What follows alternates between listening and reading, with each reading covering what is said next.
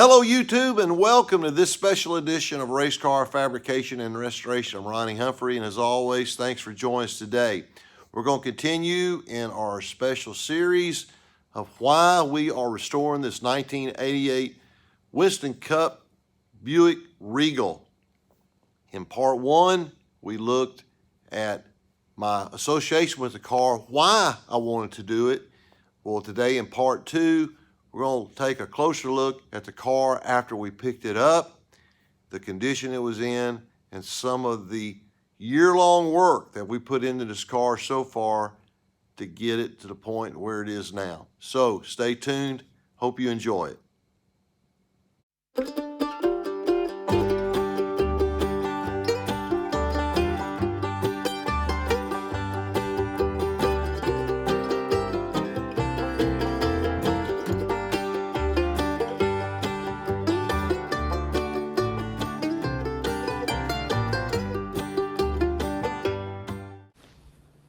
This is how the car looked when we picked it up last summer in Augusta, Georgia.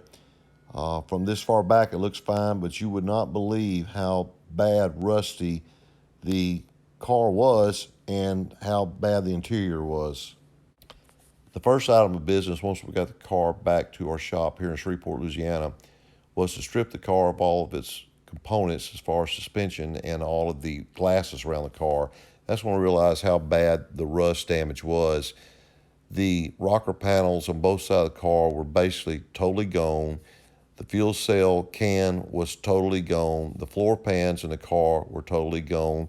All of the fasteners that held every glass and window in the car had to be ground out. It was a major deal, and at this point, I was afraid we had bit off more than we could chew.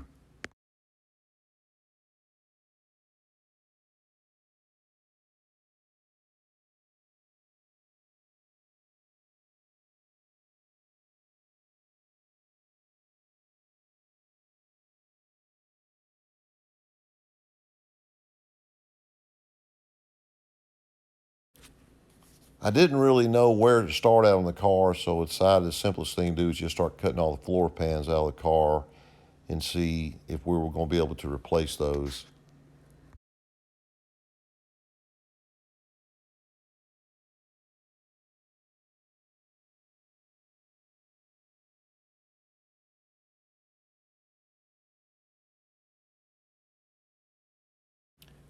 This gives you an idea just how bad the car was. You can see the bottom of the battery box is totally corroded away.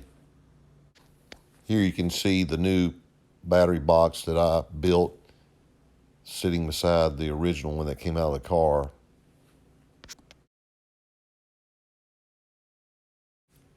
Just like the floor pans in the car, the fuel cell area was totally rotted out, no floor pans, so we ended up having to build a new bottom pan and the sidewalls for the fuel cell as well.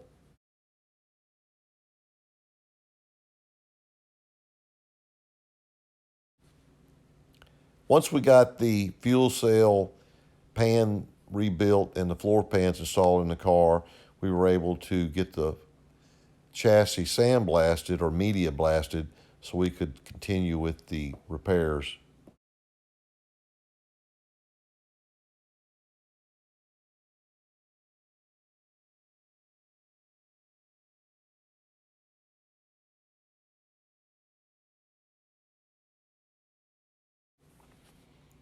In 1990 or 1991, NASCAR mandated that all the oil tanks be removed from the front firewall area to the interior of the car, like they are still today. So our next item of business, in order to keep this car original, like it was originally built in 1988, we rebuilt the firewall so we could put the oil tank back in the position where it was when the car was new in 1988.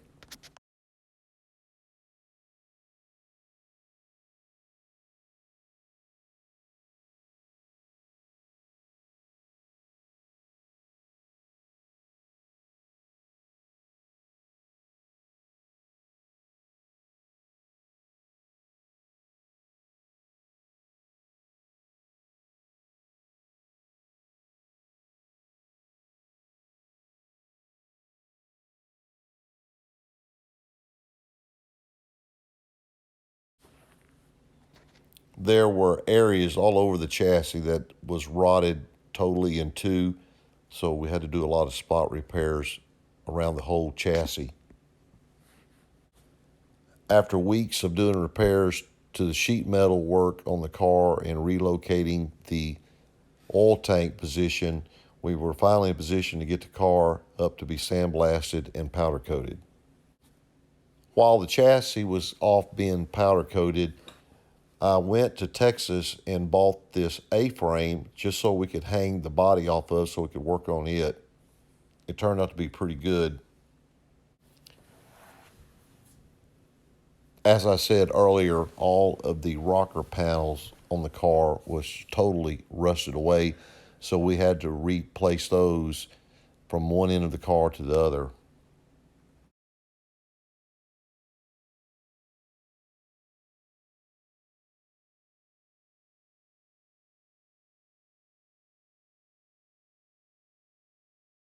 I want to give a shout out to my partner in crime, Buddy Parks. I never have really focused on him a whole lot, and I keep saying we're going to do it. We're just always too busy to sit down and talk. But I thought, hey, this would be a good opportunity to tell you a little bit about Buddy and where he comes from. Buddy was in NASCAR the same time I was. The difference was he was working full time in NASCAR for some teams. I was working as a crew member. They called us weekend warriors back when I was pitting cars.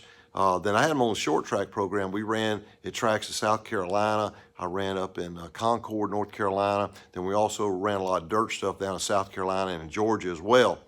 So he was in it full time, but he worked for teams like back in the old days, all the way down to Hialeah Speedway down in Miami area.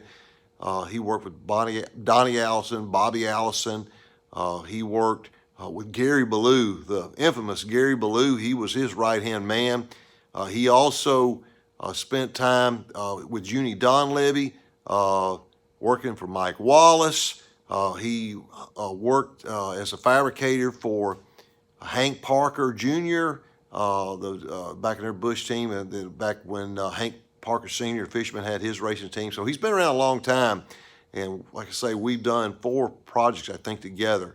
And it's a lot of fun, but I want to give him a shout out. We're really enjoy doing this. It's kind of all we have to do. All my kids are all racing now, and this is what we do on Saturday with our time. We enjoy working on these old cars, and we both have the love for it. So I want to give a shout out to Buddy and thank him for all of his hard work.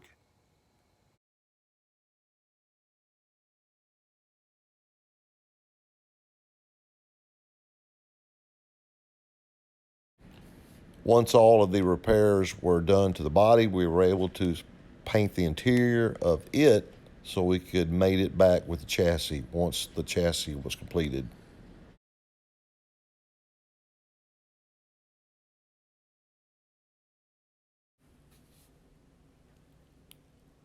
The chassis turned out fantastic once we got it back from powder coat.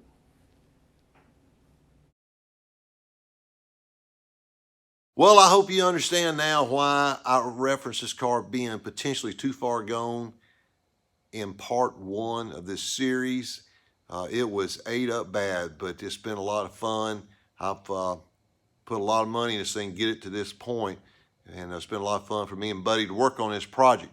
But you can see it has been a ordeal. I think we've been on this thing for 15 months. Our ultimate goal of this car is we want to try to take it to the East Coast. We live here in Shreveport, Louisiana. It's a long haul out there. We want to try to take this thing to either Rockingham. I've got some connections at Rockingham. I also have some connections at North Wilkesboro. We just want to get the car to a track that would have been the correct era, if you will, just to get some photo opportunities. That's all. So that's our plan for the future. But thanks for watching as always. Hope you have a fantastic rest of your day. We'll see you next time on Race Car Fabrication and Restoration. God bless you. You take care.